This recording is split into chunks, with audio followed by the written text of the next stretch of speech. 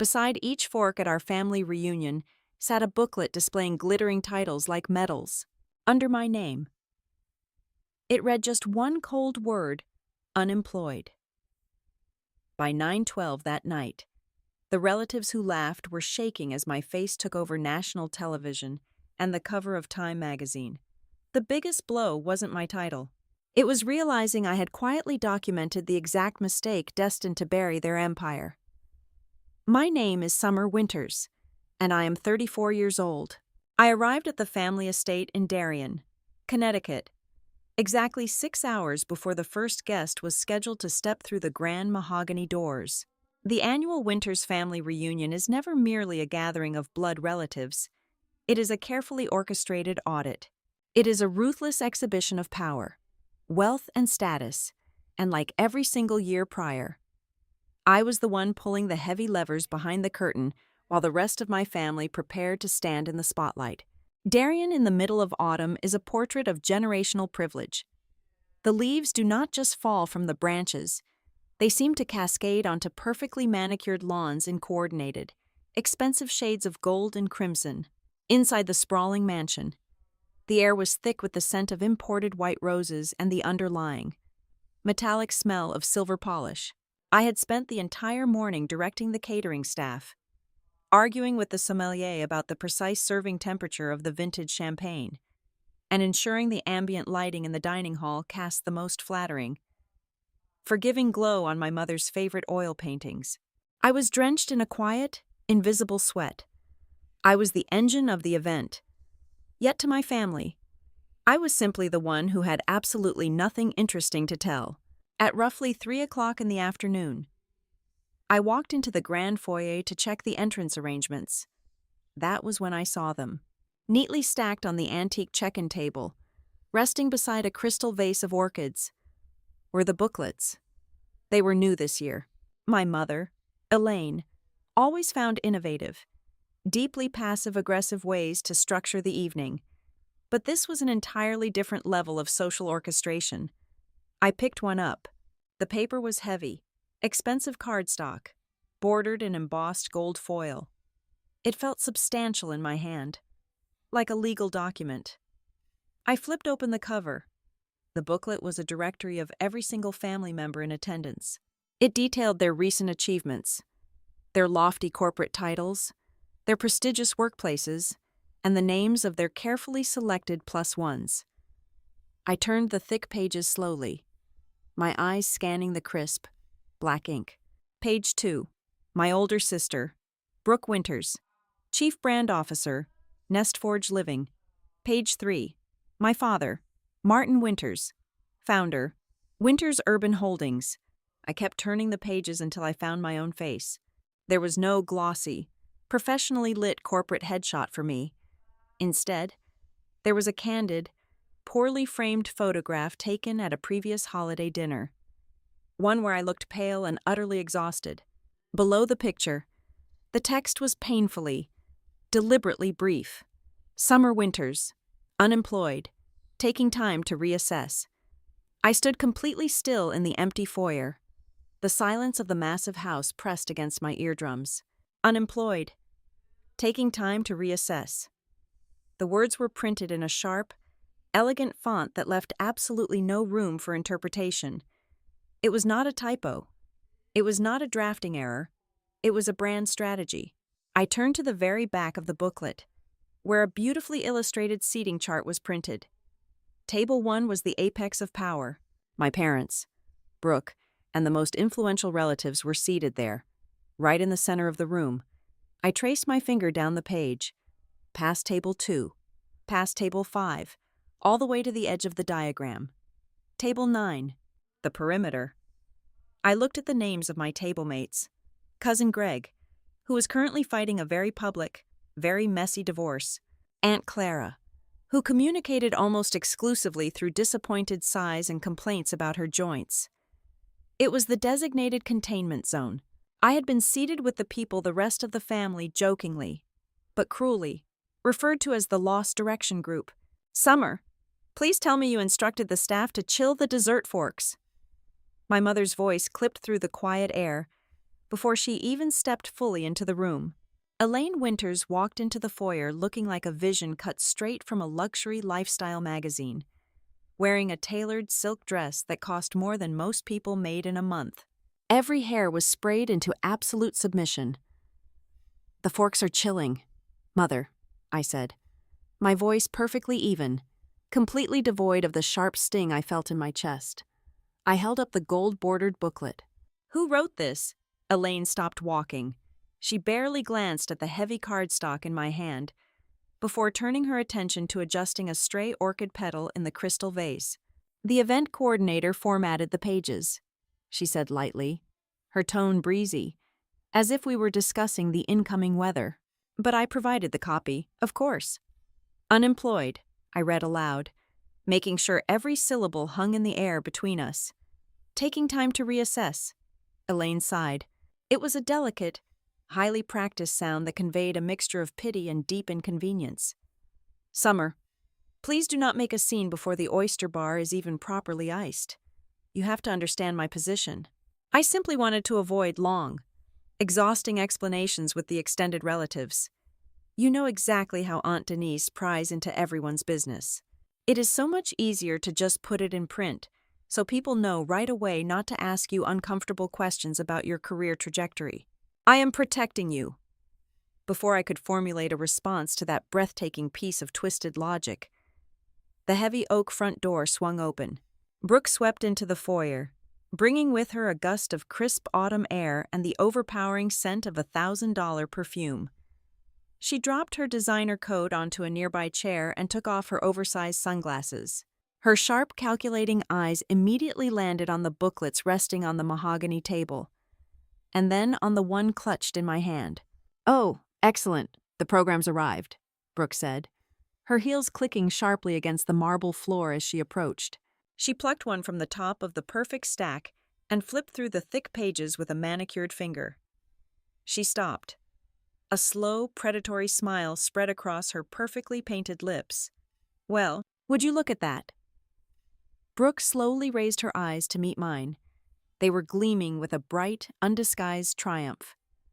"Honestly, Summer, it is a massive relief," Brooke said, her voice dripping with artificial sweetness. "At least this year, the whole family does not have to exhaust ourselves trying to invent a respectable career for you. It really takes the pressure off everyone else. We can just enjoy the evening without the awkward tap dance." She laughed. It was a bright, ringing sound that echoed off the high ceiling and bounced against the cold marble walls. It was the laugh of someone who knew they held all the cards, someone who enjoyed watching the person beneath them squirm. I did not scream. I did not raise my voice. I did not defend my choices, nor did I throw the heavy booklet at her perfectly contoured face. The anger inside me did not boil over. It froze into something solid, heavy, and absolute. I simply looked at my sister, and then at my mother, absorbing the exact weight of their contempt. I turned back to the mahogany check-in table. I placed the booklet I was holding gently back onto the top of the stack. I tapped the edges against the polished wood with my fingertips, ensuring the pile was perfectly, mathematically aligned. Every corner matched. Every edge was flush. The longer I remained silent, the more the air in the room shifted. To them, my lack of reaction was the ultimate confirmation of their superiority. They thought my quietness was the heavy, suffocating blanket of shame settling over my shoulders. They believed I was simply a woman who had finally, pathetically, accepted her place at the absolute bottom of the family hierarchy. They thought I was used to being despised, that I had been beaten down so thoroughly by my own failures that I no longer had the reflex to fight back. From the very moment the doors opened, it was abundantly clear that this was not a dinner party. It was a blood sport. It was an elaborate ritual designed to establish and enforce the brutal power rankings of the Winters family. And before a single drop of wine had been poured, before a single guest had even shaken my hand, they had already cast me as the family failure and expected everyone else to play along. I let them think they had won. I let them enjoy the intoxicating rush of their own arrogance, knowing that the higher they built their pedestals tonight, the harder the marble would shatter when they finally fell. 3 years before the night of the reunion, my life looked entirely different from the pathetic caricature my family had so eagerly drawn. I was not wandering through an existential crisis, nor was I taking time to reassess my life choices. I was a senior housing risk modeling specialist at Astor Row Analytics. Astor Row was not a household name, and that was entirely by design. It was a massive, sterile data firm that operated in the lucrative shadows of the American real estate market. We built the complex, predictive scoring systems that dictated the massive flow of institutional capital. If a massive retail bank wanted to know if a zip code was worth a 10-year investment, they bought our proprietary data. If a federal disaster recovery fund needed to allocate rebuilding grants after a catastrophic hurricane, they relied on our algorithmic mapping. I spent my days swimming in oceans of raw data, translating human lives, neighborhoods, and generations of equity into sterile risk vectors and profitability indexes. I was exceptionally good at it. I made a salary in the high six figures, wore the exact same tailored designer suits my sister wore, and commanded a division of 30 data scientists. Then, during a routine deep dive audit of our newest predictive model, I found the anomaly, or rather, I found the intentional feature meticulously disguised as a glitch. The algorithm was not neutral. It was actively, aggressively penalizing lower-income neighborhoods. It was systematically slapping the label of near abandonment or high-risk blight onto tens of thousands of perfectly viable family homes. The consequences of this code were devastating in the real world. When a severe storm hit or a flood swept through a region, these falsely labeled homes were immediately flagged by the system. The homeowners, already reeling from the disaster, were suddenly denied federal rebuilding loans based on our artificially skewed metrics. They were forcefully pushed into accelerated foreclosure processes. They were cornered into accepting predatory, rock-bottom buyouts from aggressive private equity developers. It was a perfectly legal, heavily automated machine designed for forced, institutionalized displacement. The blood completely froze in my veins the morning I audited the early adopters of this specific model. There, buried in a heavily protected database of shell companies and corporate developers testing the beta version, was Winters Urban Holdings, my father. Martin Winters was not just a client. He was using the flawed data to quietly identify displaced, desperate homeowners and scoop up their land for fractions of a penny on the dollar before the floodwaters had even fully receded. He was testing the very algorithm I helped build to optimize his corporate scavenging. I did not wait. I compiled a 500-page encrypted dossier. I took the undeniable proof that our system was manufacturing a crisis for profit straight to the executive board of Astor Row, and then I took those exact same files directly to my father's private office. I remember the heavy silence in his office, the smell of expensive leather and aged scotch. I dropped the printed data models onto his massive mahogany desk. "Your firm is using manipulated algorithms to trigger defaults," I told him, keeping my voice dead level. "You are intentionally targeting vulnerable disaster zones to buy out families who are being systematically denied relief funds. It is predatory. Dad, it is a fabricated land grab." Martin Winters did not look ashamed. He did not even look surprised. He simply looked profoundly annoyed that I had interrupted his afternoon. He leaned back in his leather chair, poured himself a glass of scotch, and looked at me with deep disappointment. "You are suffering from a dangerous moral obsession. Summer," he said smoothly, "this is not a conspiracy. It is simply the natural cycle of urban renewal. The market favors those who can capitalize on distress to rebuild stronger, more efficient communities. You are looking at a spreadsheet and crying over the numbers. Your bleeding heart is going to ruin a brilliant career." Brooke was even more brutally blunt when the news of my internal rebellion reached her. During a strained lunch exactly 1 week later, she looked at me over her organic kale salad and flatly diagnosed my supposed failure. "You just do not have the stomach for high-stakes corporate warfare. Summer," Brooke said, waving her fork dismissively. "You are too emotional. You are too soft for a highly competitive industry. There is no shame in admitting you cannot handle the heat.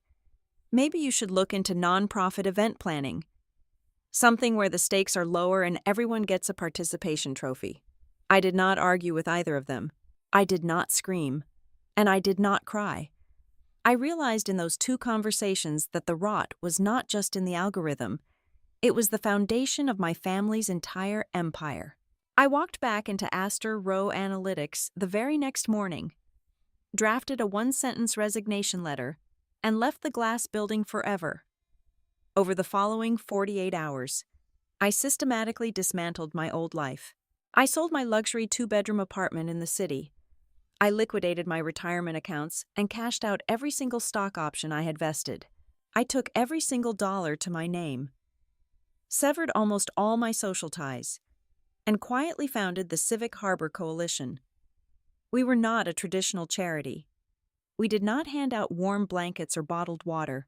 We were a hard-edged data and legal task force.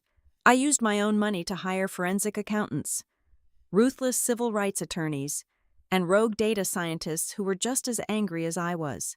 We matched advanced algorithmic analysis with aggressive federal litigation to stop illegal land grabs post-disaster.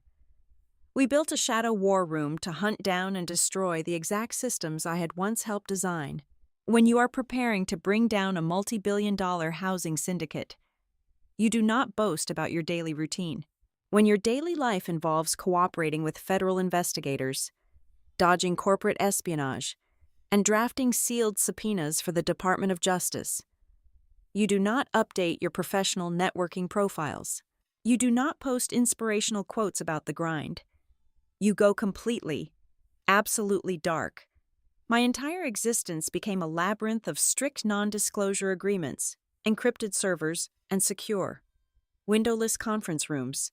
Nature abhors a vacuum, and so does the Winters family, in the complete absence of my bragging. They gladly constructed their own convenient reality. Because I moved into a modest, unremarkable rental property and stopped buying designer clothes, they decided I was flat broke. Because I no longer had a flashy corporate title to drop at their endless dinner parties, they officially labeled me unemployed. Because I politely declined their invitations to lavish networking galas to spend 80 hours a week combing through legal briefs, they assumed I was depressed, aimless, and hiding from the real world. My strict silence allowed them to easily twist my departure into a comforting bedtime story for their own egos. Summer cracked under the pressure. Summer quit because she was not strong enough. Summer lives a minimalist life because she simply has no other choice. I let them write their little fiction. I let them believe I had been chewed up and spat out by the real world. I nodded politely when they offered me unsolicited advice on how to fix my resume. I absorbed their patronizing smiles and their thinly veiled insults without saying a word. Their profound arrogance became my greatest tactical advantage. They were so blinded by their own self-importance, so absolutely certain of my pathetic failure, that they never once bothered to look closely enough at the shadows. They never realized that the quiet, unemployed daughter they kept pushing to the margins had spent the last 3 years building the case that would bring them down. By 6:30 in the evening, the grand foyer had transformed from a quiet architectural showcase into a suffocating theater of high society performance. The guests arrived in waves of expensive cashmere and perfectly tailored wool. As each aunt, uncle, and second cousin stepped through the double doors, they were immediately handed their gold-embossed booklet.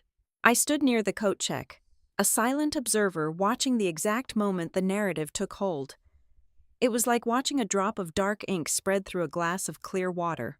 They would open the heavy cardstock, flip past the impressive titles of my relatives, and their eyes would inevitably snag on my designated page. The reaction was always identical. A slight pause, a rapid blink, and then a glance in my direction heavily loaded with a toxic mixture of pity and smug satisfaction. The label of being unemployed was firmly tattooed onto my forehead before I even had the chance to offer them a glass of champagne. The entire evening was a masterclass in orchestrated humiliation, and my sister Brooke was the lead conductor, She moved through the swelling crowd with the terrifying grace of a shark smelling blood in the water. She carried her flute of sparkling wine like a scepter, floating from one conversational circle to the next. She made a very deliberate, highly calculated point of physically standing right next to me whenever she launched into a monologue about her latest corporate victory. "It is a completely national rollout," Brooke announced to a group of aging relatives, ensuring her voice carried crisply over the smooth jazz playing in the background. "We are projecting a 40% increase in brand engagement by the third quarter. It takes an absolute toll. Of course, 80-hour work weeks are just the baseline when you are managing a portfolio of that magnitude. You really have to have a certain kind of relentless drive to survive at that level." She paused, taking a delicate sip of her drink, and placed a perfectly manicured hand on my shoulder. Her touch felt like a physical weight. "I honestly do not know how I manage the stress," Brooke continued, smiling warmly at the captive audience. "Sometimes I truly envy Summer's lifestyle. It must be so wonderfully freeing to just wake up with absolutely zero obligations, just endless, empty days to figure yourself out." The circle of relatives chuckled. It was a soft, cultured sound that scraped against my nerves like sandpaper. I offered a rigid, polite smile and seamlessly stepped out from under her hand, excusing myself to check on the catering staff. There was no safe harbor in that massive house. Near the marble fireplace, my cousin Grant Holloway was holding court. Grant was a junior partner at a private equity firm that specialized in acquiring distressed assets. He wore a suit that cost roughly $4,000 and a smirk that suggested he thought the rules of money had been written for him. I was passing by with a silver tray of hors d'oeuvres when his voice caught me like a tripwire. "The market is completely merciless, but it is undeniably fair," Grant was saying, swirling a generous pour of 20-year-old scotch in his crystal glass. "It only rewards the people who are willing to play the big games." You have to have a killer instinct. You have to look at a failing neighborhood and see the profit margin, not the tragedy. Grant caught my eye over the rim of his glass. The smirk deepened, settling into a look of absolute predatory condescension. "Take our generation, for example," Grant said, gesturing loosely in my direction with his free hand. "Some of us understand that you have to aggressively seize equity. And then, well, some people just lack the fundamental ambition required to build anything real. They shrink away from the arena because they are afraid of the math. The world does not hand out salaries for having good intentions." He raised his glass slightly toward me, a silent toast to my supposed cowardice. I kept walking. The silver tray in my hands remained perfectly steady. The assault was not always direct. Sometimes, it was wrapped in the suffocating guise of maternal concern. I moved toward the hallway leading to the formal dining room and inadvertently stepped into the shadow of a massive floral arrangement. On the other side of the fragrant lilies, my Aunt Denise Calder had cornered my mother. Denise was a woman who weaponized whispers. "Elaine, darling, I am just saying this because I care deeply about the family," Denise murmured, her voice dripping with artificial empathy. "Have you considered that Summer might be suffering from clinical depression? It is simply not natural for a woman her age, with her expensive education, to just give up and do absolutely nothing. She needs a normal job, even if it is just administrative work. She desperately needs the structure of a regular paycheck to pull her out of this tragic little slump. You cannot just let her rot in her own lack of direction. She is simply finding herself, Denise," my mother replied smoothly, though her tone carried a sharp edge of irritation. Not defense of me, but defense of her own image. This was my father's preferred strategy as well. Martin Winters spent the pre-dinner cocktail hour running interference like a seasoned political operative. Every time a distant uncle or a curious family friend attempted to pry into my catastrophic professional downfall, my father intercepted the inquiry with a polished, impenetrable shield of corporate doublespeak. "Summer is taking a well-deserved break to find a more suitable direction," Martin declared loudly to an older colleague from his country club. "The corporate grind is not for everyone, Richard.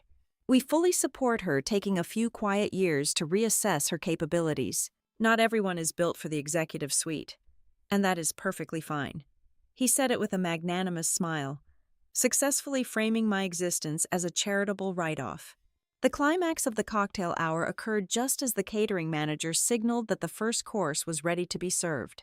A second cousin, a man whose name I could barely remember, but who had clearly consumed 3 generous glasses of bourbon, cornered me near the entrance of the dining hall.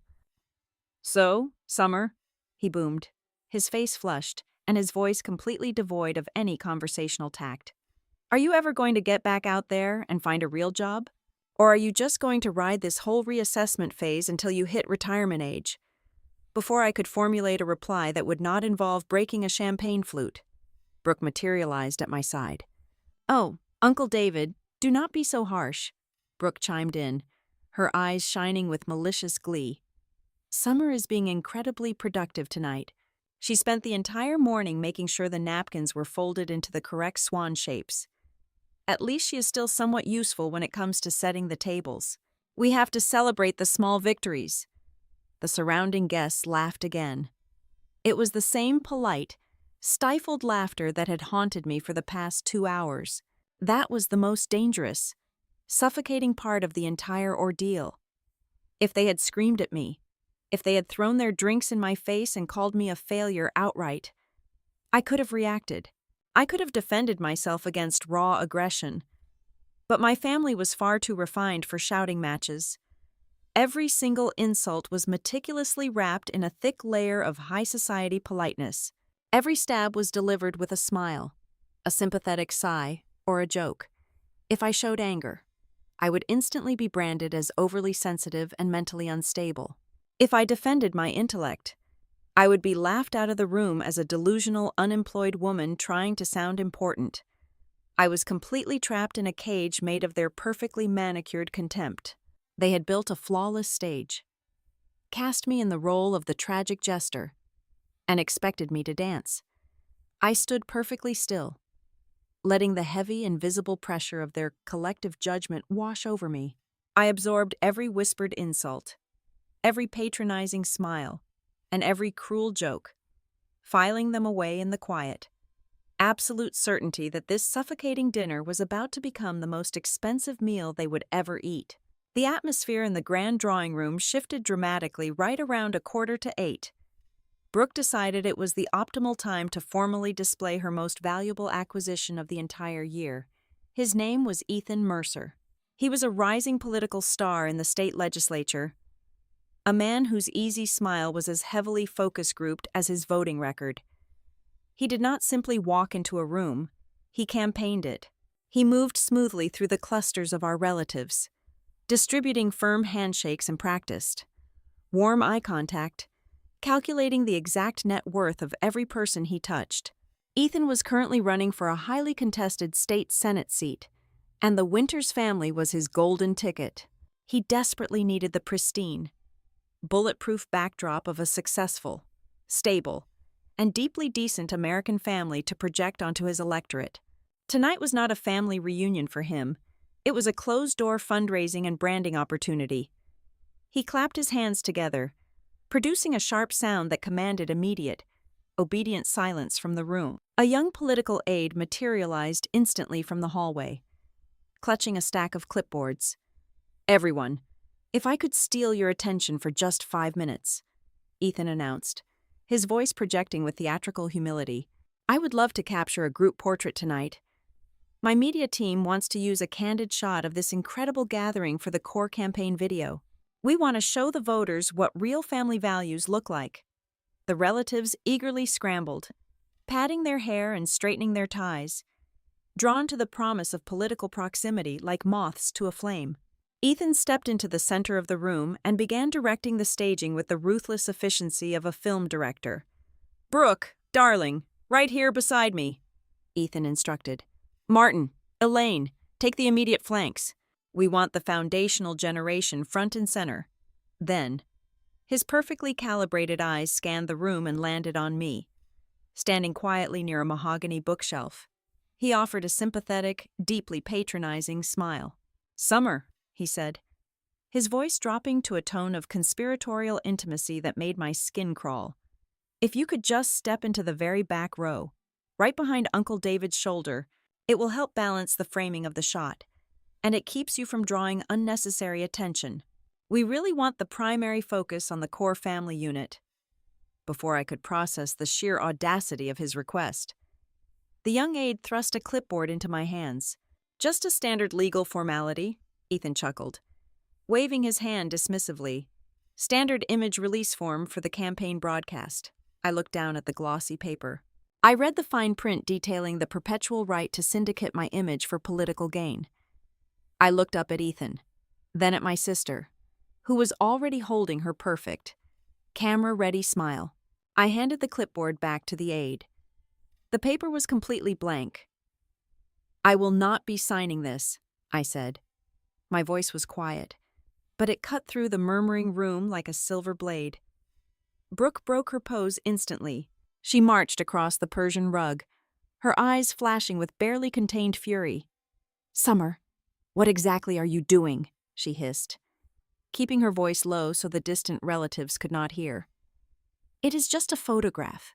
Do not ruin a purely positive family moment just because you are feeling insecure about your own situation. Stop acting like a child. My likeness is not available for political syndication." "Brooke," I replied evenly, refusing to break eye contact. "Take your picture without me." Brooke glared at me, her chest heaving with indignation, before she spun around and returned to her fiancé's side. The flashbulbs erupted, capturing a portrait of absolute fabricated perfection, while I remained entirely erased from the frame. I retreated toward the glass-walled conservatory to escape the suffocating heat of the room. As I poured myself a glass of sparkling water, my cousin Grant Holloway's voice drifted over from a nearby leather sofa. He was holding court with two of our uncles, heavily intoxicated by his own perceived brilliance. "It is all about anticipating the zoning shifts before the general public catches on," Grant boasted, swirling the amber liquid in his glass. "You cannot be afraid to get your hands dirty with distressed asset liquidation. Take that massive residential tract over on East River Road, the old Riverside Heights complex." I stopped pouring.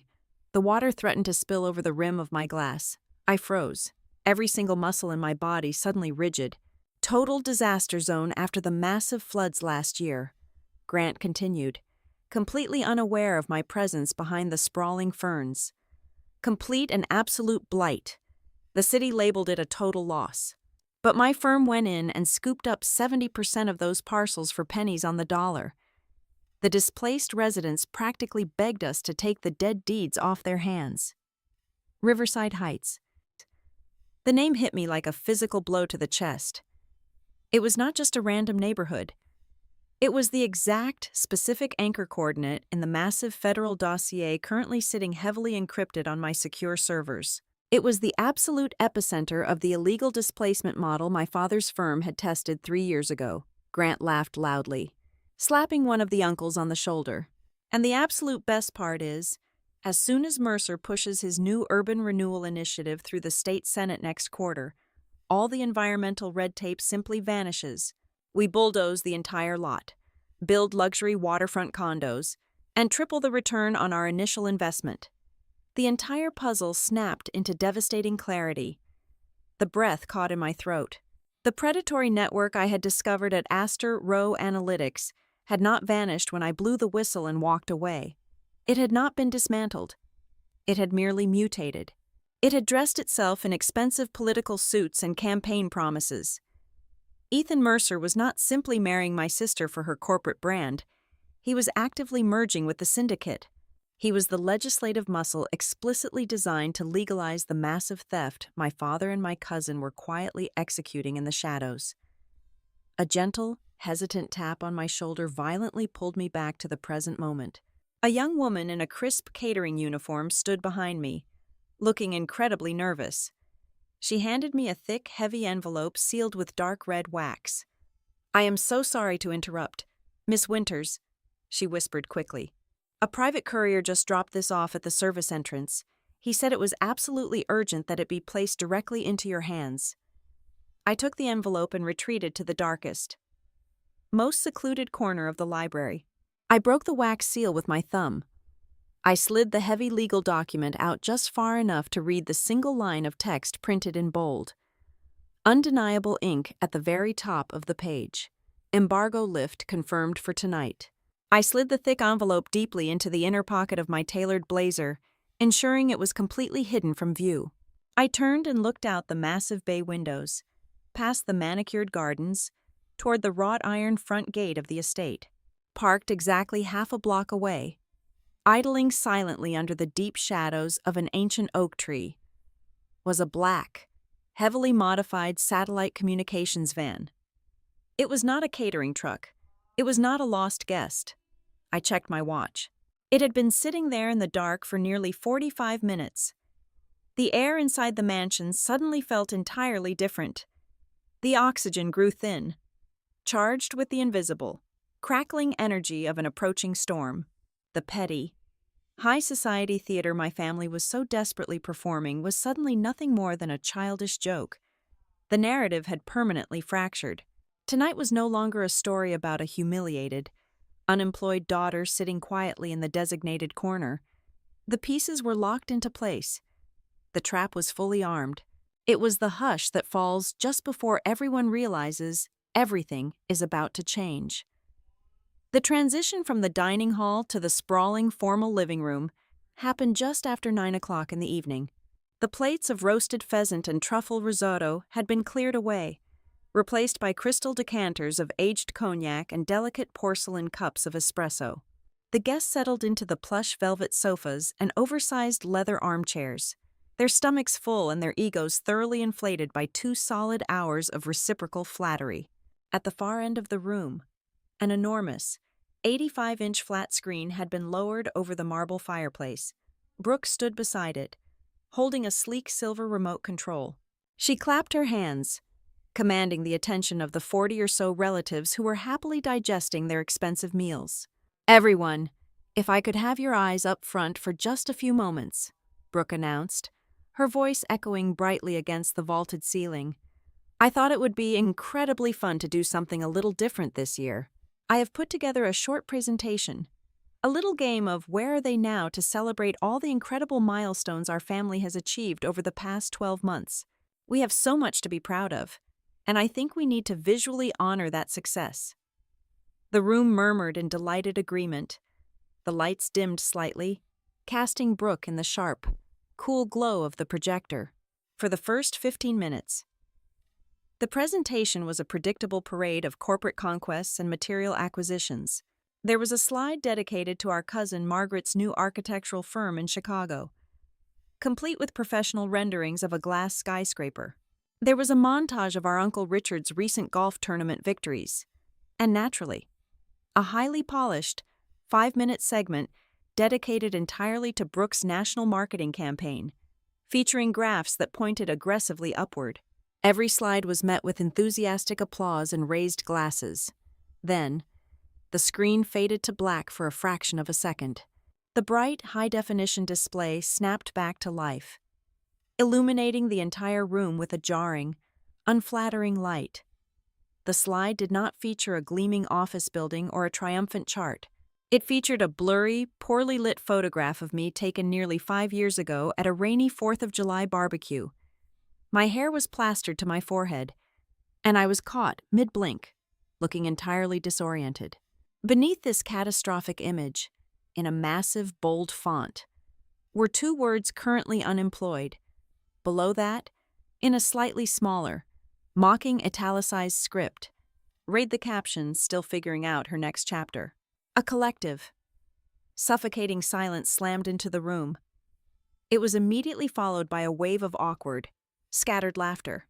Several aunts suddenly found the bottom of their teacups intensely interesting. Cousin Grant snorted loudly from the back of the room, failing entirely to disguise his amusement. I sat perfectly still on a rigid antique chair near the doorway, holding a glass of sparkling water. I did not shift my weight. I did not look away from the screen. "Now, I know what you are all thinking," Brooke said. Stepping directly into the beam of the projector, so the words currently unemployed were literally projected onto her designer gown. She adopted a tone of mock sincerity, pressing a hand to her chest. We all have different timelines, and it is so important to acknowledge that not everyone is built for the fast lane. Some people need a little extra time to find their footing. She paused, letting the heavy implication hang in the air, before twisting the knife. But let us be completely honest with each other tonight. Brooke continued, pacing slowly across the front of the room. We live in an incredibly demanding world, and I see a lot of people in our generation who claim they are taking time off to find meaning or reassess their priorities. But if we are being truthful, holding a crystal clear mirror up to society, a lot of those people are really just hiding. They are hiding from the pressure. They are hiding from the accountability of a real career, because it is so much easier to declare yourself a minimalist than it is to actually compete and win. The room grew incredibly tense, yet utterly captivated. It was the thrill of witnessing a public execution from the comfort of a velvet sofa, from his armchair in the center of the room. My father, Martin, finally spoke up. He swirled the amber liquid in his glass, a gentle, paternal smile playing on his lips. Now, Brooke, Martin said, his voice smooth and entirely devoid of actual authority. Let us not go too far. We must be supportive of your sister's journey, however meandering it might be. It was not a defense. His tone was so incredibly light, so utterly dismissive, that it acted as a verbal permission slip for the rest of the room to join the attack. He was the reigning patriarch, and he had just officially sanctioned the hunt. Aunt Denise immediately seized the opening. She leaned forward from her perch on a silk ottoman, directing her sharp gaze straight at me. Your father is right, of course, but Brooke does raise a valid point about accountability, Denise said, her voice dripping with that familiar, poisonous concern. You were always such a bright girl. Summer, you had so much raw intelligence when you were in university. It is just such a profound tragedy to see someone with that much capability who simply does not know how to turn their potential into something tangible. Brains are entirely useless if you refuse to apply them to the real world. You just become a cautionary tale of wasted talent. The narrative was cementing itself around me like quicksand. I was the cautionary tale.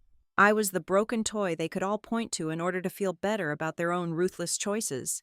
Ethan Mercer, sensing the emotional current of the room and never one to miss an opportunity to practice his political messaging, smoothly inserted himself into the firing squad. He stood near the fireplace, resting one arm casually on the mantelpiece, looking every inch the concerned, visionary leader. I think what we are really talking here is civic contribution, Ethan proclaimed, his voice resonant and commanding. A strong society, a thriving economy, requires builders. It requires men and women who are willing to roll up their sleeves and construct something permanent. It is incredibly easy to sit on the sidelines and criticize the system. It is easy to step away and say the game is too harsh. But the people who actually shape the future are the ones in the arena, not the ones hiding in the bleachers. He looked directly at me, offering a painfully condescending smile. We need you back in the arena, Summer, even in a small capacity. Brooke clapped her hands together once more, reclaiming the spotlight. Exactly. So, Summer, since we have you here, and since we are all family, why do you not share with us? Tell the room what your actual plans are. Give us a timeline. When are you going to stop hiding and rejoin the adult world? 40 pairs of eyes shifted simultaneously, locking onto my face. The silence in the living room was absolute. They were waiting for me to break. They expected me to stammer, to cry, or to offer a pathetic, defensive excuse about my mental stability. They wanted the final, satisfying victory of my complete submission. I slowly lowered my glass of water to the small table beside me. The crystal clinked softly against the wood. I looked at Brooke, standing triumphantly beneath my humiliating slide. I looked at my father, who was watching me with bored detachment. I looked at Ethan, preening in his own manufactured glory. I set my glass down and answered in a voice so steady it surprised even me. "I am still doing exactly the work I chose," I said. That was all. I offered no further explanation. I did not defend my intellect or outline a 5-year plan for their approval. I let the sentence land and left it there. Brooke let out a short, sharp sigh of exasperation, throwing her hands up in the air. "Well, there you have it. Everyone. Utter delusion. I suppose we cannot help someone who refuses to be helped." The room erupted into a collective groan of disappointment and renewed mockery. They shook their heads, whispering to one another about my stubborn refusal to face reality. They interpreted my brief, unyielding response as the ultimate sign of my helpless, pathetic state. They thought my silence was the empty void of a woman who had absolutely nothing left to offer. They were entirely wrong. As I sat in the dim light of that luxurious room, watching them revel in their cruel, coordinated victory, I felt no humiliation at all. I felt the cold, hard steel of the trap finally snapping shut. They thought my silence was the sound of defeat, but I knew the absolute truth. It was the precise, calculated silence that always immediately precedes a devastating explosion. I slipped out through the heavy French doors of the conservatory, leaving the suffocating warmth of the living room behind. The late autumn air of Connecticut hit my face like a cold, wet towel. I walked across the stone patio, putting 2 thick stone pillars between myself and the brightly lit windows of the mansion. The faint, muffled sounds of clinking crystal and orchestrated laughter bled through the glass, a stark contrast to the absolute stillness of the dark lawn stretching out before me. My phone vibrated violently against my ribs.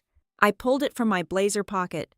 The screen illuminated the darkness, displaying a secure encrypted connection.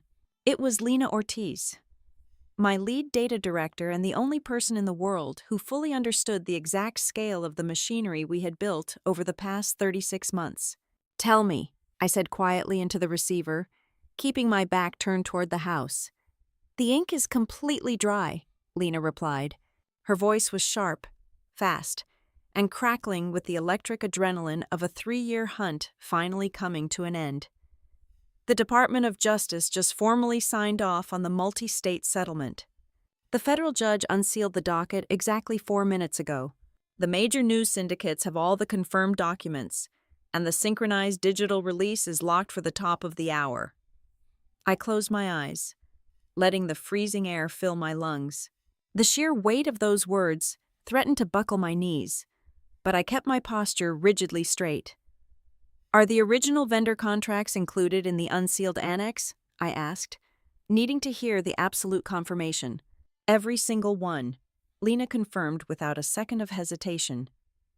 The public files explicitly detail the early pilot agreements between Astor Row Analytics and their primary development partners. There are dozens of pages dedicated specifically to the beta testing phase. Winters Urban Holdings is named directly on page 42, page 78, and page 112. They did not redact a single corporate entity. The paper trail connecting your father's firm to the algorithmic redlining is now permanently part of the public congressional record. I opened my eyes and looked at the dark silhouette of the ancient oak trees lining the perimeter of the estate. The trap was not just armed anymore. The spring had officially been released. "There is one more thing," Lena added, her tone shifting from purely professional to intensely serious. "The managing editor at Time just called my secure line. They have completely locked the release schedule for the special issue. They are incredibly paranoid about losing their media exclusivity before the digital covers go live. They issued a strict directive. You are under a hard gag order until the embargo officially lifts. If you breathe a single word of this to anyone, especially to the targets named in the investigation, they will consider it a breach of agreement. You have to maintain absolute silence. Summer. Do not give them a single inch of a warning. I will not say a word. I promised." I ended the call and slipped the phone back into the dark pocket of my jacket. I turned around and stood perfectly still on the edge of the stone patio, looking through the massive panes of the French doors. From my vantage point in the cold darkness, the living room looked like a terrarium of extreme privilege, I could see the golden light reflecting off the crystal chandeliers. I could see my father leaning back in his leather chair, swirling his expensive cognac with the easy confidence of a man who believed the world was perfectly molded to his desires. I could see my cousin Grant laughing aggressively at his own jokes, completely unaware that his entire portfolio was about to be federally audited. I held their entire existence in the palm of my hand. I knew, with absolute certainty, that all it would take was one single sentence. If I walked through those doors right now and calmly announced that a massive federal indictment was about to hit the national news cycle, the entire temperature of the room would instantly invert. The mocking laughter would instantly curdle into sheer panic. The patronizing smiles would violently warp into desperate, terrified calculations. My father would immediately drop his drink and start screaming for his corporate attorneys. Brooke would instantly burst into tears, terrified of the brand association.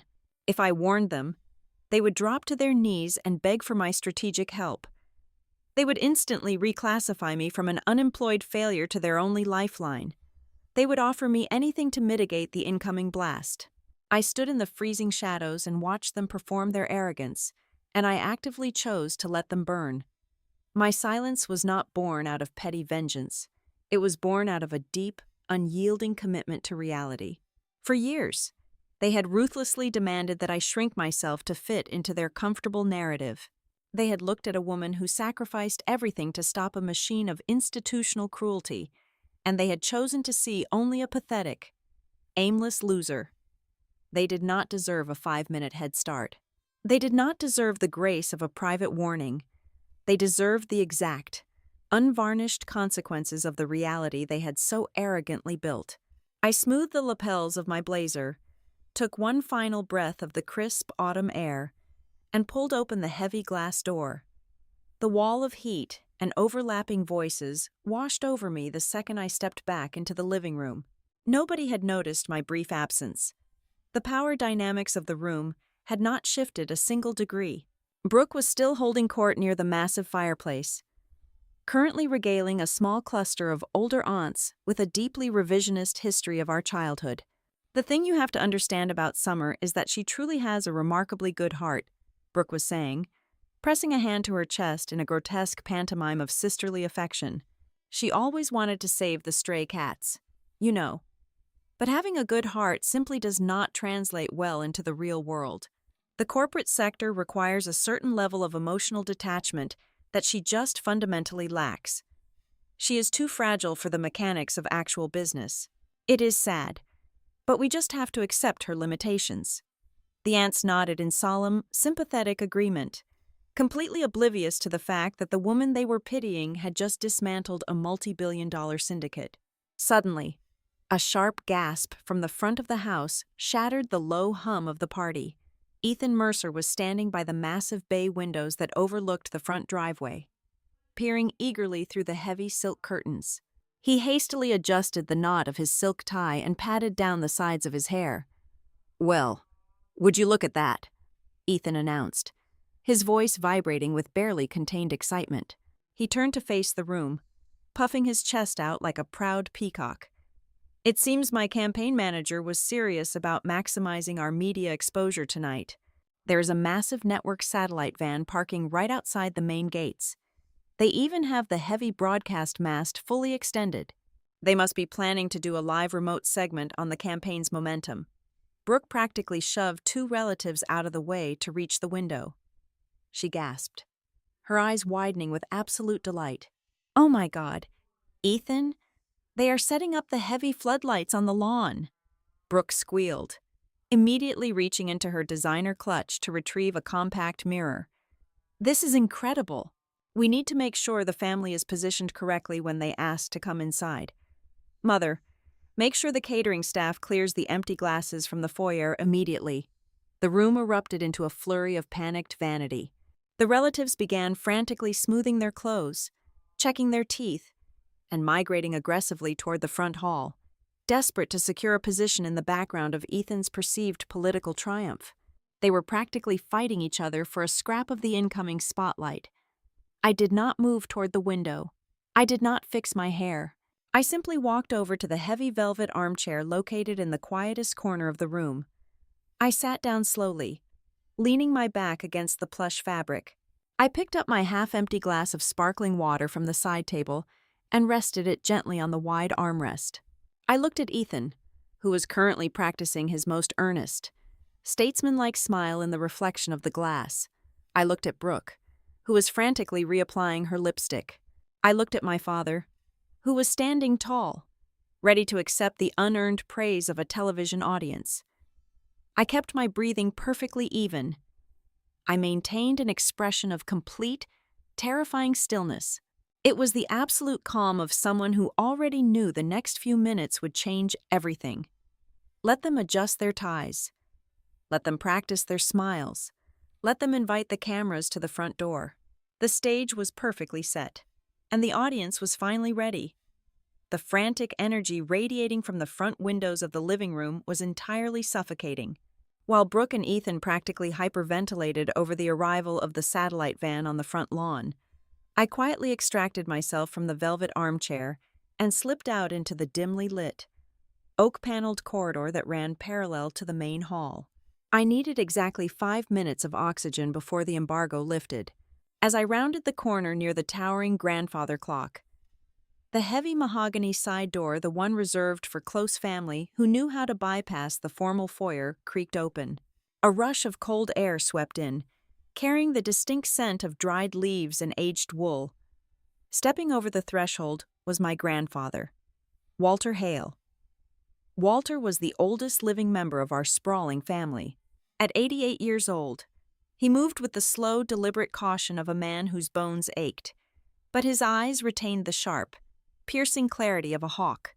He wore a faded tweed suit that was probably tailored 3 decades ago, a stark and comforting contrast to the aggressively modern, heavily branded luxury clothing currently parading around the living room. He paused in the hallway, leaning heavily on his carved wooden cane, and took a long, slow breath. He could hear the shrill, excited chatter echoing from the front of the house. He did not look impressed. He slowly turned his head and found me standing in the shadows near a marble bust. "Summer," Walter said, his voice a low, gravelly rumble that instantly anchored the chaotic energy of the massive house. "You are hiding." "I am preserving my energy, Grandpa," I replied, stepping out of the shadows to help him slide out of his heavy winter coat. He let me take the jacket, revealing a crumpled copy of the gold-embossed family directory clutched tightly in his left hand. Someone from the welcoming committee must have ambushed him at the valet stand the second he stepped out of his car. Walter did not immediately put the booklet away. Instead, he slowly lifted it, adjusting his wire-rimmed reading glasses, and deliberately flipped the thick pages until he reached my designated profile. I braced myself. Even though I knew Walter was fundamentally different from the rest of them, the relentless, suffocating conditioning of the past 4 hours made my muscles instinctively tense. I expected the heavy sigh. I expected the gentle, patronizing pat on the shoulder. Walter stared at the stark black ink. He read the word unemployed. He read the mocking, italicized caption about finding my next chapter. He did not laugh. He did not offer a look of pity. He slowly lowered the booklet, his expression hardening into something that looked dangerously close to absolute disgust. "Are they telling your story for you again?" Walter asked softly. The question was so remarkably simple, yet it struck me with the force of a physical blow. After hours of suffocating under the weight of my family's perfectly articulated contempt, hearing a single sentence of genuine understanding nearly shattered my carefully constructed composure. "They prefer their version of events," I managed to say, my voice suddenly feeling very tight in my throat. "It requires much less effort on their part." Walter scoffed, tapping his cane softly against the hardwood floor. "Your father and your sister have always preferred the path of least resistance when it comes to human beings. They like people they can easily categorize. You do not fit neatly into one of their little corporate boxes. Summer. So they simply decided to build a smaller, uglier box and force you inside it." He stepped closer, the harsh overhead light casting deep, weary shadows into the wrinkles of his face. Walter was the absolute only person in this entire house who actually remembered the reality of 3 years ago, when I first discovered the corrupted algorithm at Astor Row Analytics. I had not hidden my panic from him. He remembered the grueling, brutal months that followed my resignation. He remembered coming over to my cramped rental apartment at 2 o'clock in the morning and finding me sitting on the living room floor, completely surrounded by towering stacks of printed foreclosure records and disaster zone demographics. He remembered bringing me black coffee while I wept out of pure, exhausted frustration over the thousands of families who were being systematically erased from the map by a string of malicious code. Walter knew I had not cracked under corporate pressure. He knew I had intentionally detonated my own highly lucrative career because the pressure to remain silent had become completely, morally unbearable. "It might get very loud in here tonight, Grandpa?" I warned him quietly, glancing back toward the doorway that led to the living room. The muffled sound of Ethan commanding his political aides drifted down the hall. "You might want to find a quiet room before the top of the hour." Walter's eyes gleamed with a sudden, sharp understanding. He looked toward the front of the house, then back at me. A slow, deeply satisfied smile spread across his weathered face. The truth rarely walks into a room without knocking over a few chairs. "Summer," Walter said, his voice vibrating with quiet anticipation. "And this particular room has been long overdue for a complete and total rearrangement." He reached out and placed a warm, incredibly steady hand on my shoulder. It was the exact, polar opposite of the heavy, oppressive touch Brooke had used earlier in the evening to drag me down. Walter's touch was an anchor in a raging sea. "Do you remember what your grandmother used to say when the commercial developers first tried to buy up the old East Side neighborhoods?" Walter asked, his voice softening with the distinct memory of his late wife. "I remember," I whispered, the words already forming on my tongue. "Say it," he instructed gently. I closed my eyes, letting the memory of her voice wash over the cold, sterile reality of my current surroundings. "She said that people who see a house only as a financial asset will never understand why someone else would spend a lifetime trying to keep a wooden porch." "Exactly," Walter nodded, his grip on my shoulder tightening slightly to emphasize the point. "Your father looks at a devastated neighborhood and sees a clean balance sheet. Ethan Mercer looks at a displaced community and sees a vulnerable voting bloc. Grant looks at a natural disaster and sees an aggressive profit margin. They fundamentally do not possess the capacity to understand what you have been doing for the past 3 years. They cannot comprehend fighting, bleeding, and sweating for something that yields no quarterly dividend." For the absolute first time all evening, the thick, icy armor I had wrapped around my chest finally cracked. A hot, stinging sensation gathered violently behind my eyes. I was not crying out of sadness or defeat. I was crying out of sheer, overwhelming exhaustion.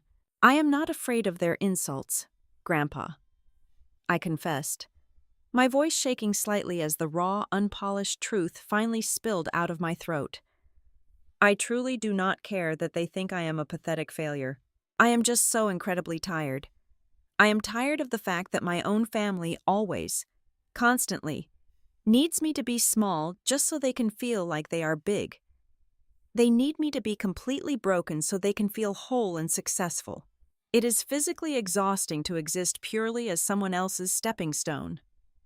Walter looked at me with a depth of sorrow and fierce pride that completely defied description. He did not offer empty platitudes. He did not tell me that they secretly loved me deep down or that they meant well despite their flaws. He respected my intellect far too much to lie to my face. "Then stop letting them use you," Walter said firmly, dropping his hand from my shoulder and standing up straighter, his posture suddenly rigid and commanding. "Stop explaining your existence to people who have actively, maliciously chosen not to listen to you. You cannot argue with willful ignorance. Summer, you cannot debate with pure arrogance." He gestured vaguely toward the heavy gold booklet still clutched in his left hand, then tossed it completely dismissively onto a nearby mahogany console table. The thick, expensive cardstock landed with a dull, heavy thud against the polished wood. "Let the data speak for itself," Walter commanded, his voice ringing with absolute, unwavering authority. "You built a massive, undeniable case. You did the excruciating work in the dark. Now, you stand perfectly still in the light and you let the consequences do the talking. Let them read the fine print of their own arrogance." The slight, nervous tremor in my hands completely vanished. The hot sting of tears evaporated in an instant, replaced by a cold, crystalline focus. Walter had not just offered me familial comfort, he had handed me back my sword. He reminded me that this entire meticulously planned evening was not an act of petty, juvenile revenge against a sister who bullied me. It was a profound act of narrative reclamation. I was not just destroying their public, professional image. I was finally, violently tearing down the false, suffocating story they had aggressively built around my life. "Thank you," I breathed, feeling the sheer weight of his absolute belief fortifying my spine. Walter gave me a single, crisp nod. He adjusted his grip on his carved wooden cane and turned his gaze toward the brightly lit entrance of the main living room, where the frantic vanity of our family was rapidly reaching a fever pitch. "Now," Walter said, a distinct note of dark, eager amusement returning to his gravelly voice, "I believe I will go find a very comfortable seat right near the center of the room. I want an absolutely unobstructed view when the storm finally breaks." He walked slowly down the corridor, his cane tapping a steady, rhythmic, almost musical beat against the floorboards. I stood in the quiet shadows for exactly one more minute, anchoring myself in the absolute certainty of what was about to happen. Walter was right. I did not need to scream to be heard. I just needed to let the clock strike the hour. I walked back into the living room just as the heavy antique clock in the front hall began to strike 10. The final, resonant chime had barely faded into the heavy velvet curtains when the collective silence of the media embargo shattered. It did not begin with a loud shout or a dramatic entrance. It began with a synchronized, relentless mechanical vibration. First, my sister Brooke's phone buzzed sharply against the polished marble of the fireplace mantel. A fraction of a second later, Ethan's customized campaign ringtone blared loudly from the inner pocket of his tailored suit jacket. Then, Cousin Grant's device vibrated violently against the glass coffee table, rattling the crystal espresso cups. Within a span of exactly 10 seconds, nearly every single smartphone in the crowded living room lit up simultaneously with urgent, breaking news, push notifications. The arrogant, self-satisfied chatter of my relatives instantly dissolved into a chaotic symphony of confused murmurs. Aunts and uncles set down their expensive drinks and reached eagerly into their pockets and purses, assuming it was a localized weather alert or a minor political update. Brooke picked up her phone with a perfectly manicured hand, looking visibly annoyed that her carefully curated family evening was being interrupted. She tapped the illuminated screen. I watched from the corner of the room as the blood completely drained from her face. Her jaw went slack.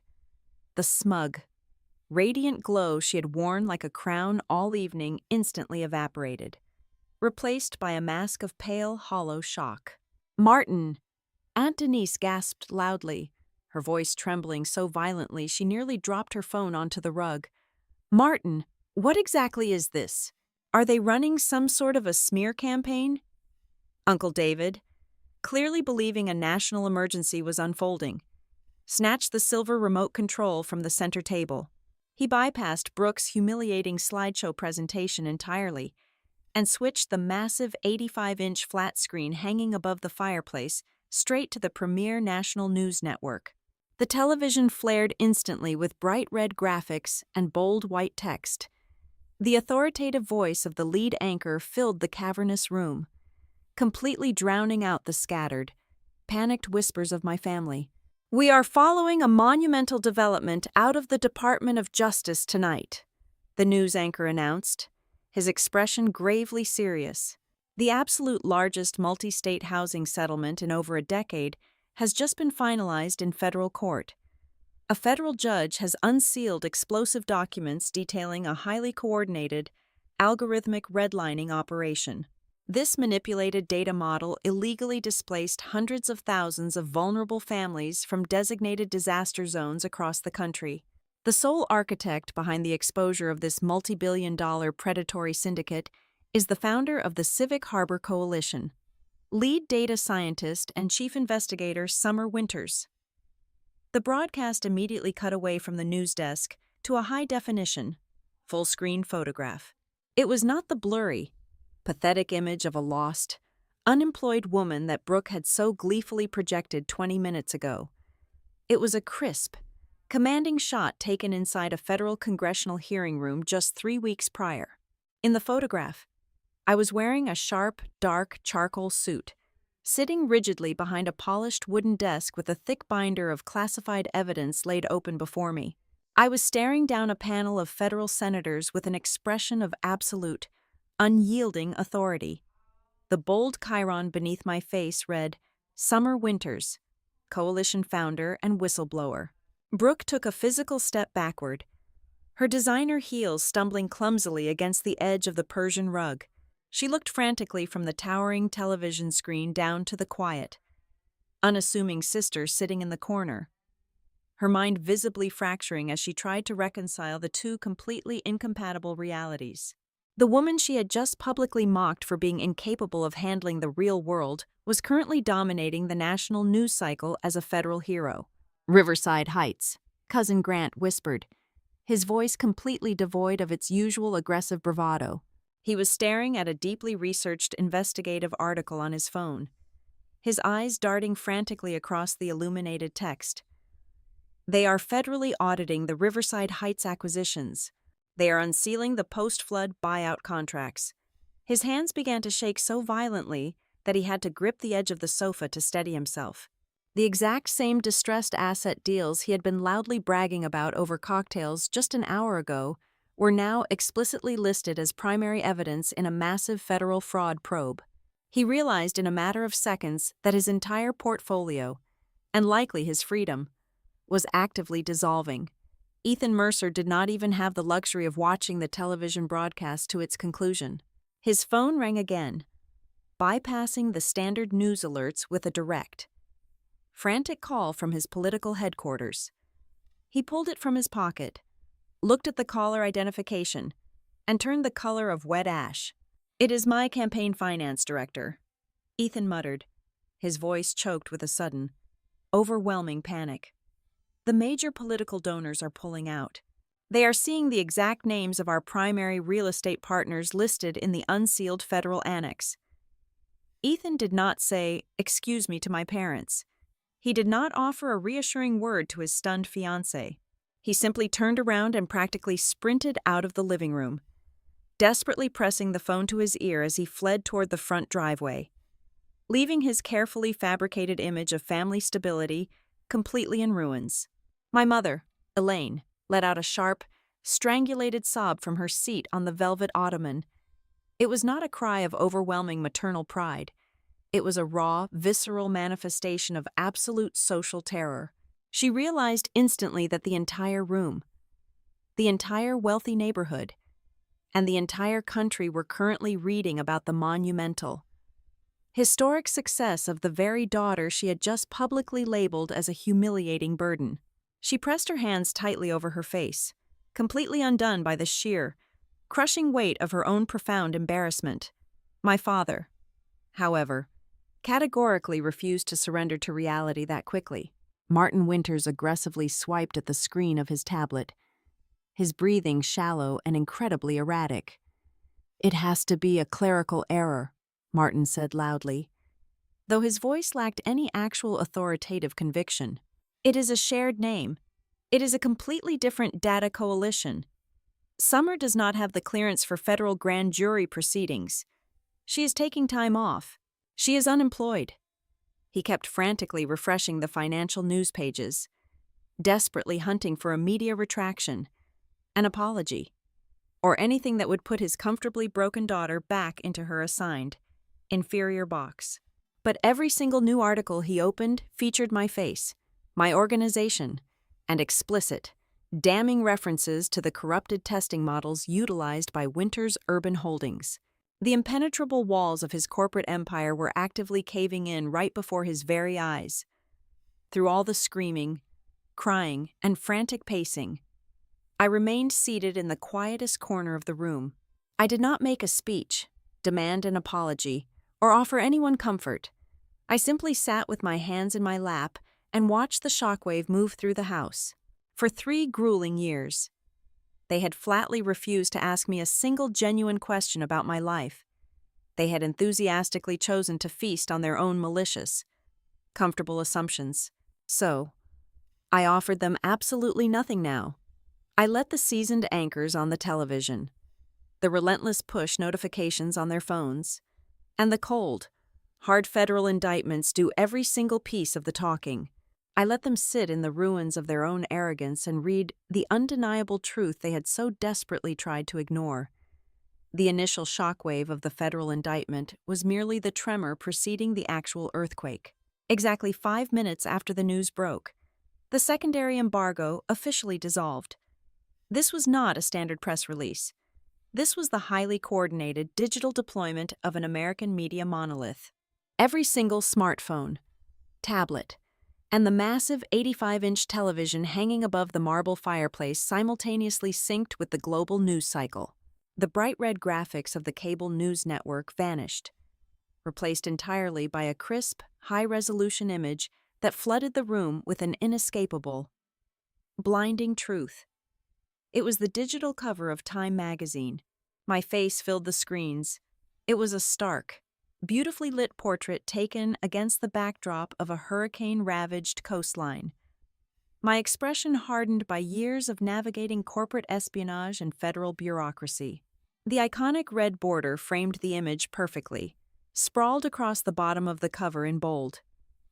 Undeniable white lettering were the words, "Person of the Year." Just beneath that, the subheading read, "Summer Winters." The architect who transformed the forgotten fight for disaster housing from a localized tragedy into an unbreakable national moral and legal standard. The silence in the living room was so absolute, it felt like a vacuum had sucked every ounce of oxygen from the air. The relatives who had spent the last 4 hours treating me like a pathetic, unemployable tragedy were now staring directly into the face of a globally recognized icon. The suffocating quiet was suddenly shattered by engines, shouted directions, and tires scraping against the asphalt outside. The single satellite van that Ethan had been so incredibly desperate to claim for his political campaign was no longer alone. A massive, coordinated fleet of media vehicles had descended upon the quiet, exclusive streets of Darien. Floodlights, bright enough to mimic the midday sun, violently pierced through the heavy silk curtains of the bay windows. The frantic shouts of reporters and camera crews echoing from the front gates were completely deafening. They were not here to document a rising state senator, and they certainly were not here to photograph a corporate brand manager. They were entirely focused on the woman sitting quietly in the velvet armchair. What happened next was a breathtaking, grotesque display of high society whiplash. The transformation took less than 3 minutes.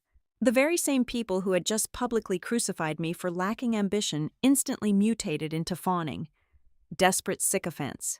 Aunt Denise, who had literally diagnosed me with clinical depression just before the appetizer course, suddenly rushed across the Persian rug with her hands clasped tightly together in a posture of religious awe. "I knew it," Denise gasped, her voice dripping with a sickeningly sweet, fabricated pride. "I always told your mother there was a profound genius hiding behind your quiet demeanor. I said it just this evening. I knew you were building something absolutely magnificent in secret." Uncle David, the man who had loudly demanded to know when I was going to find a real job, aggressively pushed his way forward, holding his empty crystal glass high in the air as if proposing a toast to a lifelong friend.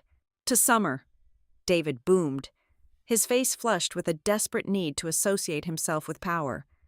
"The absolute pride and joy of the Winters family. We never doubted your brilliance for a single second." It was nauseating. They were frantically attempting to rewrite the history of the entire evening, desperate to align themselves with the immense, blinding gravity of my sudden fame. They wanted to pretend the humiliating slideshow had never happened. They wanted to erase the jokes, the sneers, and the suffocating pity. Brooke, operating purely on the terrified instincts of a cornered brand executive, saw the ultimate marketing opportunity slipping through her fingers. The sister she had mocked as a failure was now the most famous woman in the country. She lunged toward me, her designer phone already raised and angled for the perfect selfie. She stretched her lips into a rigid, terrifyingly fake smile. "Summer, oh my God, this is absolutely historic," Brooke squealed, her voice vibrating with a manic, desperate energy. "We have to capture this moment. Come here. Stand next to me. The two Winters sisters, completely taking on the world. This is going to go viral instantly." I did not stand up. I did not adjust my posture. I simply turned my head and locked eyes with her. I did not yell, and I did not call her a hypocrite. I just gave her a look so incredibly hollow, so profoundly cold, and entirely devoid of sisterly affection, that it acted like a physical wall. Brooke stopped dead in her tracks, her hand trembling slightly in the air. The fake smile slowly slid off her face, replaced by a deep, dawning terror. She realized, in that exact second, that my silence was not a surrender. It was an eviction notice. I was completely cutting her off from the glow of my success. She took a slow, humiliating step backward, her phone dropping uselessly to her side. Across the room, my father was entirely unresponsive to the commotion. Martin was staring down at the screen of his tablet. His broad shoulders suddenly slumped as if he had been struck with a heavy iron bar. His hands, usually so steady and commanding, were shaking violently. He had scrolled past the triumphant headline and started reading the actual body of the investigative journalism piece. According to federal whistleblowers, Martin read aloud, his voice reduced to a dry, raspy whisper that barely carried over the noise of the room. Winters recognized the algorithmic discrimination years prior. She presented heavily documented warnings to her former corporate superiors and to prominent, closely tied urban development firms. She was explicitly told that her moral objections were overly emotional and fundamentally incompatible with free market success. Martin slowly raised his head, his face entirely drained of color. The article did not just praise my legal victory, it systematically immortalized his supreme arrogance. Time magazine had just permanently published the exact, patronizing words he had used to dismiss me 3 years ago. The entire global financial sector was currently reading about how Martin Winters had arrogantly ignored the warnings that were now tearing his empire apart. Before Martin could even formulate a defense, a loud, panicked shout erupted from the foyer. Ethan Mercer came sprinting back into the living room, his tailored suit jacket completely unbuttoned and his political composure entirely shattered. He was pressing his phone so hard against his ear that his knuckles were pure white. "I have to leave right now," Ethan stammered, his eyes darting wildly around the room as if looking for an emergency exit. He completely ignored Brooke, who was reaching out to him for comfort. The campaign war room just issued a code red. The investigative journalists outside have already cross-referenced the indicted real estate shell companies with my primary super-political action committee. My top 3 donors are deeply tied to the Riverside Heights displacement project. "Ethan, what are you talking about?" Brooke cried out, her voice cracking with pure panic. "You cannot leave me here. The cameras are right outside." "That is exactly why I have to leave," Ethan snapped violently, shedding his polished gentleman persona in a fraction of a second. "If I am photographed standing in the same room as the people running this operation, my entire political career is absolutely dead by tomorrow morning. I am completely compromised." He turned and fled through the back hallway, desperate to avoid the blinding floodlights illuminating the front door. He abandoned my sister, abandoned his fabricated image of family stability, and ran like a terrified thief in the night. The living room descended into absolute, paralyzing despair. This was the ultimate, inescapable consequence of their own actions. The devastating truth of the night was not simply that I had achieved a level of fame and success that completely eclipsed their entire combined net worth. The true lethal blow was the horrifying realization of how I had achieved it. My monumental success was not built on following their rules. It was built entirely on weaponizing the exact compassion they had mocked as a weakness. I had constructed a legacy by systematically hunting down and destroying the predatory logic that my father, my cousin, and my sister worshipped as a religion. They were fundamentally trapped. There was no public relations strategy that could save them, no amount of money that could buy back their reputations, and absolutely no way to ever look at the unemployed daughter in the corner and feel anything other than total, complete defeat. As the grand living room completely dissolved into isolated clusters of frantic, hyperventilating relatives, the absolute illusion of the Winters family supremacy permanently shattered. My father realized instantly that he could no longer control the narrative in front of a captive audience. He marched across the Persian rug, his face tight with a terrifying desperation, and firmly grabbed my elbow, attempting to pull me away from the chaotic center of the room. I yanked my arm out of his grasp with a sharp, violent motion, but I willingly followed him through the heavy swinging doors into the caterer's kitchen. The sprawling, industrial kitchen was completely empty, the catering staff having wisely evacuated the premises the second the national news broke. The pristine stainless steel counters and untouched trays of expensive desserts offered a stark, sterile contrast to the emotional wreckage occurring just beyond the doors. Martin spun around to face me, the commanding, untouchable patriarch who had casually dismissed my entire existence just 1 hour ago was entirely gone. His breathing was ragged, and a thick layer of nervous sweat coated his forehead. "Summer, you need to go out there and issue a clarification to the press right this second," Martin demanded, his voice trembling with a chaotic mixture of rage and terror. "You need to tell those reporters that Winters Urban Holdings was simply a minor, completely unaware partner in a preliminary testing phase. You must tell them we did not intentionally displace a single family. You have the absolute platform now. They will listen to you. You have to fix this before the federal regulators freeze my corporate assets." Before I could even process the sheer, breathtaking audacity of his request, the kitchen doors violently swung open again. Brooke burst into the room, her carefully crafted high society image entirely destroyed. Thick black streaks of expensive mascara ran heavily down her pale cheeks. She was clutching her phone to her chest like a life preserver. "You have to take a photograph with me on the front porch," Brooke sobbed, her voice cracking into a high, hysterical pitch. "If you walk out there alone, the media will absolutely crucify me. They will look into my background and see that I am the cruel, jealous sister who publicly humiliated the actual person of the year. My corporate brand will be permanently radioactive by tomorrow morning. You have to stand right beside me and tell the cameras that we are incredibly close." From the shadows near the walk-in refrigerator, Ethan Mercer stepped forward. He had not successfully escaped the estate. The media vans had completely barricaded the rear service driveway, trapping him inside the house.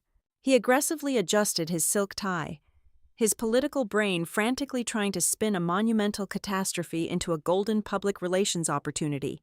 "Actually, Brooke is entirely right, but we need to go bigger," Ethan interjected, his voice dripping with that same fake, statesman-like resonance he used during campaign speeches. "We should issue a highly coordinated joint statement, a unified family front. We step out into those floodlights and tell the cameras that this family embraces rigorous, intellectual debate. We spin this disaster into a narrative about a family growing stronger and more unified through their ideological differences. It saves my senatorial campaign. It saves Brooke's brand equity. And frankly, Summer. It makes you look incredibly magnanimous and forgiving." I stood perfectly still in the center of the cold kitchen, looking at the three of them. They were cornered animals, entirely stripped of their arrogance, desperately trying to manipulate the very person they had spent years trying to break. They did not feel a single ounce of remorse for the vulnerable families they had ruined. They only felt blind panic because the consequences had finally reached their doorstep. I slowly reached into the inner breast pocket of my tailored blazer. I retrieved the thick, heavy envelope sealed with dark red wax. I placed it gently onto the cold granite surface of the kitchen island. "This is a sealed copy of my sworn congressional testimony," I said, my voice completely flat and devoid of any emotional warmth. "I submitted this specific file to the federal prosecutors exactly 7 months ago." Martin stared at the envelope as if it were a live explosive. "Inside that envelope," I continued, making sure my enunciation was razor sharp, "are the printed copies of the secure emails I sent to you 3 years ago. It contains the written memos where I explicitly warned you about the algorithmic bias. It contains the heavily documented internal objections I raised, begging you to completely stop the acquisition model.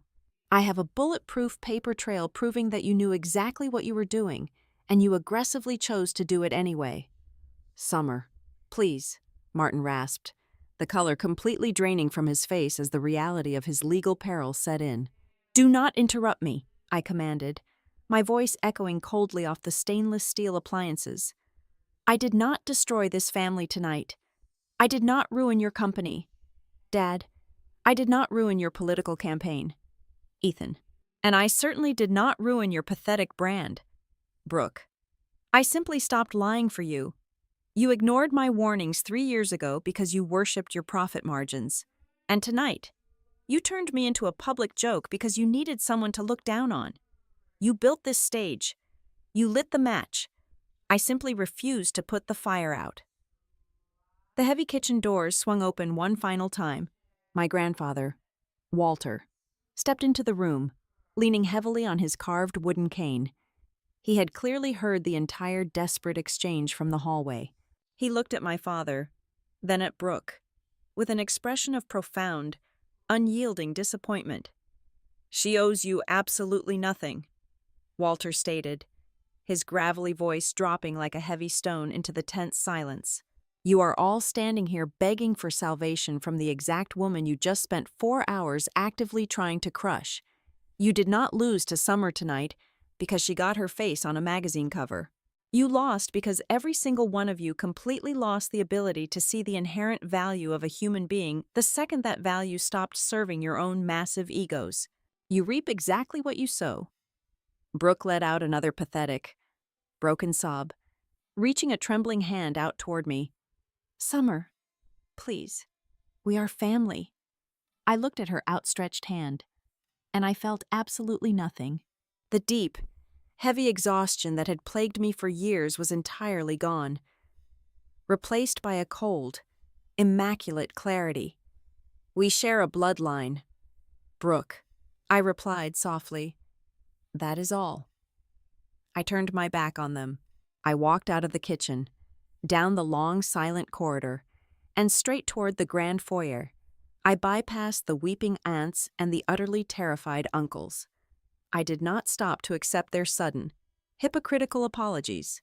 I pushed open the massive mahogany front doors and stepped out into the freezing Connecticut night. The instant my foot crossed the threshold, the entire front lawn exploded into a blinding ocean of white camera flashes. The shouting of 50 different reporters hit me like a physical wave. They were screaming my name, begging for a quote, desperate for a soundbite about the massive federal victory. I did not pause on the porch. I did not look back at the grand, imposing mansion. I did not grant my family the protective shield of standing in my shadow. And I certainly did not allow them to borrow a single ray of my hard-earned halo to whitewash their profound guilt. I walked straight down the stone pathway, maintaining a completely neutral, professional expression, until I reached the black town car waiting for me at the edge of the iron gates. I slid into the quiet sanctuary of the back seat and firmly closed the door, instantly cutting off the deafening roar of the media circus as the car smoothly pulled away from the curb. My phone vibrated in my pocket. It was a new, urgent notification from Helena. The state attorney general had officially announced an expanded aggressive review of every single commercial real estate transaction tied to Ethan Mercer's top donors. I looked out the tinted window as the towering silhouette of the Winters estate slowly faded into the darkness behind me. Inside those walls, my family was finally being forced to sit with a devastating, suffocating silence that their money and their arrogance could no longer cover up. Revenge is rarely about screaming at the top of your lungs to prove that you are superior. True. Absolute revenge is simply ensuring the truth arrives exactly on time, standing perfectly still in the ensuing wreckage, and refusing to save a single person from the fire they started themselves. Thank you so much for listening to my story today. Please drop a comment and let me know where in the world you are tuning in from, so we can connect and share our thoughts together. If you enjoyed this, please subscribe to the Helena Revenge Stories channel, like this video, and show your support by hitting the hype button so this story can be heard by even more people.